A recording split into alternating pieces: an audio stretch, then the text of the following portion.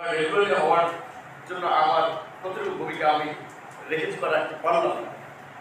তো এইখান থেকে আমি একটা কথা বলবো যে যেমন প্রথমত হচ্ছে এটা তো যারা বোর্ড ওই সময় সেশনের ছাত্র ছিল তারা জানে যে ফলে এমন একটা পরিস্থিতি যে ছাত্রলীগের বাইরের যারা আবাসিক শিক্ষার্থী যারা অনেকে ভোট দিতেও ঢুকতে পারে না, কারণ হচ্ছে যে যারা ভিতরে আছে ওরাই ভোট দেবে, ছাত্রলীগের ভয় আতঙ্কে ভোটটা ছাত্রলীগকে দেবে, ওই পরিবেশটা ছাত্রলীগ করেছে। এমনকি আমি দেখেছি আমি কিন্তু মহাজনলে গিয়ে আমার ভোট আমি দিতে পারি। তো সেইখানে তারপরেও ছাত্ররা সুযোগ পেয়েছিল, ভোটটা দিয়েছে, তাদের একটা প্রতিভা ক্ষোভ সেটা একটা জ্বালানি দিয়েছে। তারপরে অনেকগুলো ঘটনা ইএসএমের কথা বলেছে, বিজয়কান্তি হলের একটা ঘটনা আছে, প্রমাণের একটা ঘটনা আছে, এরকম আরো কয়েকটা ঘটনা আছে। কিংবা আমরা কিছু কর্মসূচি যেটা তখন তো আমরা এখন একটা রাজনৈতিক দল করি, তখন তো আমরা রাজনৈতিক দল করি নাই ওইভাবে চিন্তা ভাবনা ছিল।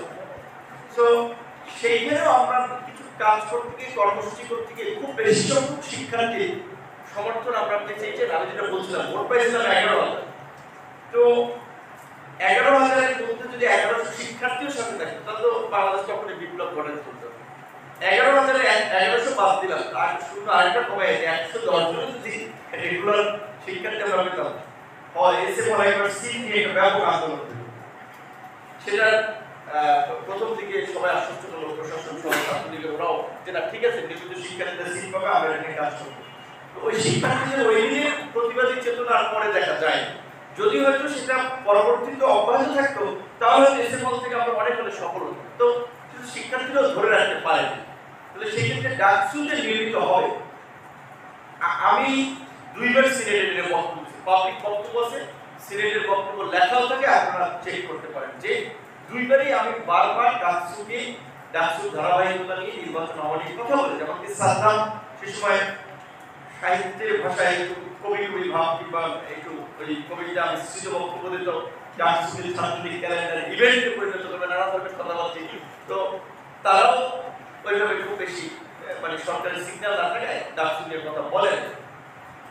আমি যতটুকু বলেছি আমার যারা আরো ইংলিশ হওয়ার যারা ছিল তাদের সাথে আলাপ আলোচনা করেছি, এবং আপনারা লক্ষ্য করেছেন যে মেজর হলগুলোতে স্বতন্ত্র সুফিয়া কামালের মনিরারা বেড়ে গেছে, শামসুন্নাহ হলে ইমিরা, কুয়েত মসজিদ হলে অনেকগুলো হল, কিন্তু তারাও কিন্তু পরিস্থিতির কারণে শুধু খুব বেশি সক্রিয় থাকতে পারে।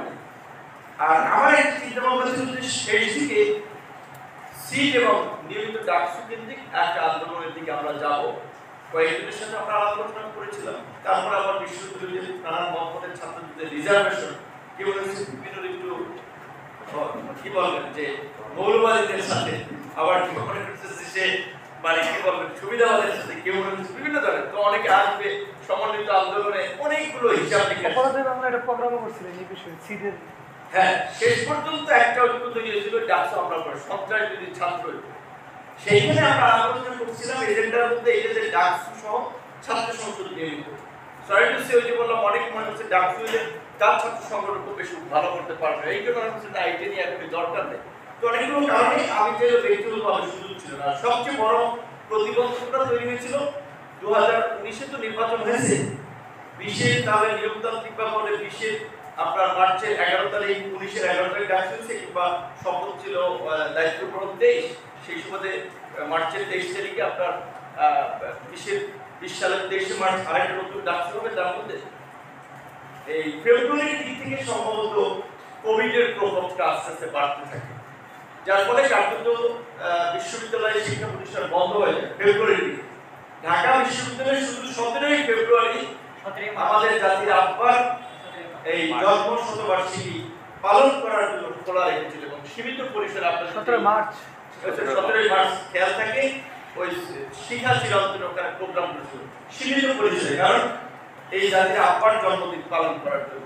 আর ক্যাম্পাস তো বন্ধ হয়ে গেছে, তো কাজে ক্যাম্পাস একদিকে বন্ধ, ছাত্রদের তো কথা বলার সুযোগ নেই, আমাদেরও আন্দোলন প্রতিবাদ করার সুযোগ নেই। 20-21 পর্যন্ত কার্যত তো এই কোভিডের মধ্যে দিয়ে চলে গেছে। তারপরে তো আর আমি ডাকসু অটো ডিজলভ হয়ে গেল। আর তারপরে আমরা তো 21-এ আপনাদের নিশ্চয়ই মনে আছে কোভিড, তারপরে আবার স্বাধীনতার সুবর্ণ জয়ন্তীতে মোদী আন্দোলনকে কেন্দ্র করে আরেকটা ক্র্যাকডাউনের মধ্যে দিয়ে ছিন্ন বিচ্ছিন্ন তফাৎ হয়ে গেছিলাম, বিধ্বস্ত। তারপরে তো আর আসলে ক্যাম্পাস কেন্দ্রিক রাজনীতিতে আমার আসার সুযোগই হয় না।